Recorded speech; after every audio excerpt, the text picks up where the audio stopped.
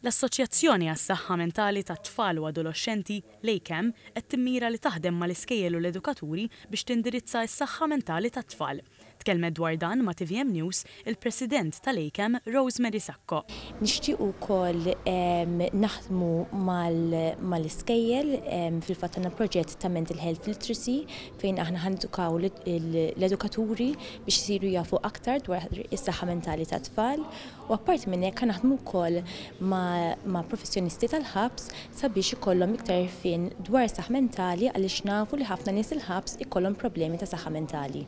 Fost it-temi trattati fid-diskussjoni qed jiġi osservat li minflok il-professjonisti jiffukaw biss fuq il-wilt jitkellmu wkoll mal-ġenituri biex jistabbilixxu x'tip ta' problemi jista' jkun hemm. Bħalissa LACAM għaddejja b'kampanja dwar ir-relazzjoni bejn is-saħħa fiżika u s-saħħa mentali.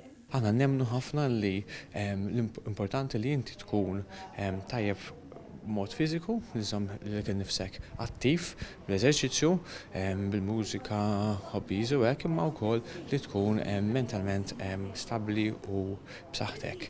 LACAM hija kumpanija Ingliża li fetħet l-ewwel ferra internazzjonali tagħha f'pajjiżna 10 snin ilu.